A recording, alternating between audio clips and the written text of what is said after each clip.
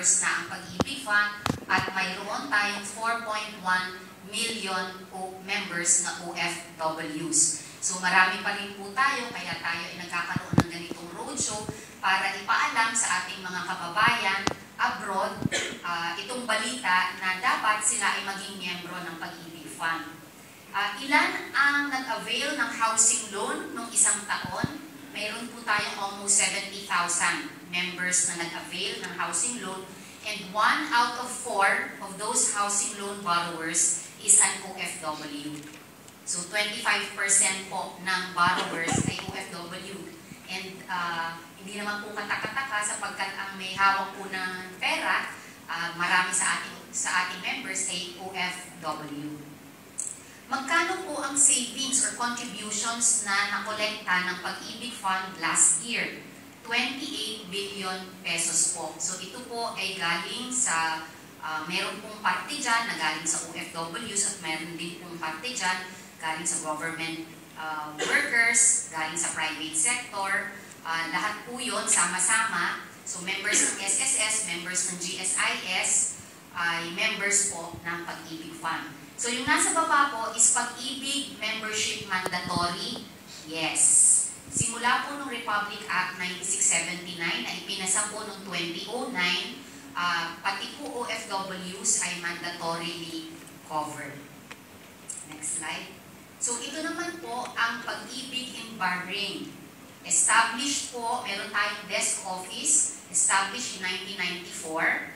Ito po yung nakalap namin na numero, around 60,000 OFWs in Bahrain.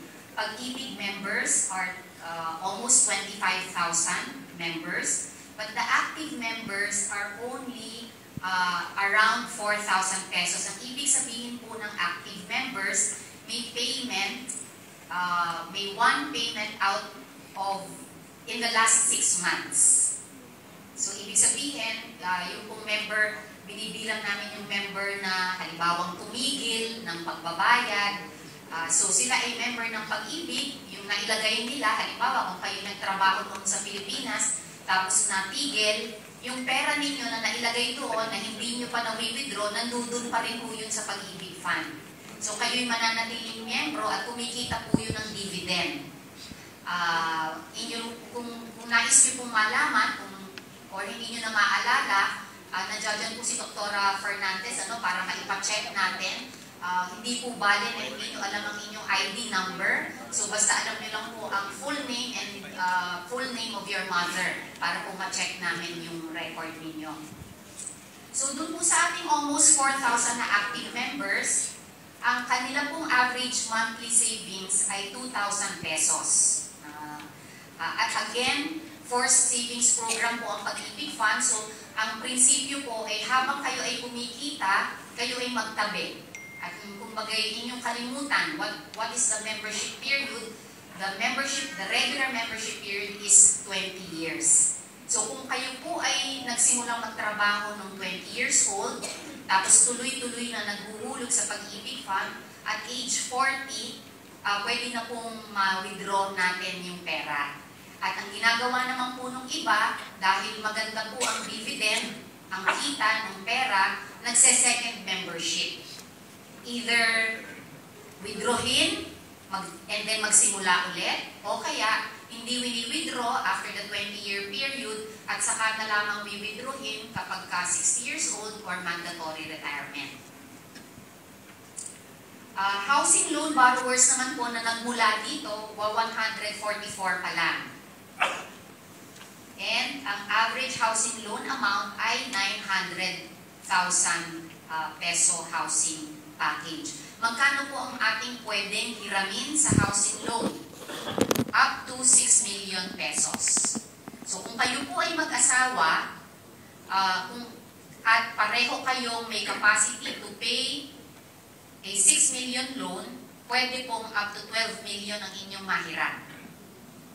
So, para po kayo may idea, ang inyong sweldo kung 150,000 per month, yun po ay magka-qualify for a 6 million loan.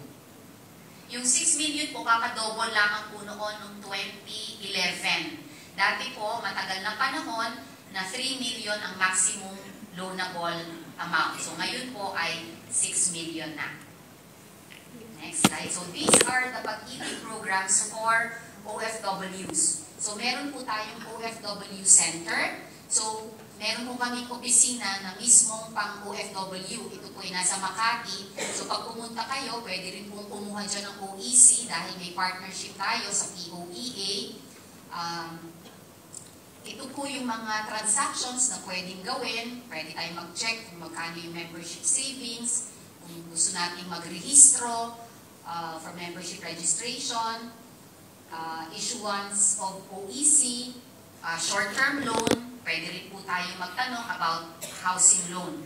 So ito po ang pwede niyong puntahan pag uwi, lalo na kung kayo ipipila ng OEC, pwede na rin po dito sa ating OFW Center. Kung sino naman po sa atin ang may access sa internet, meron din po tayong electronic services. Paano ba magrehistro sa Pag-ibig Fund? Ano ang requirements?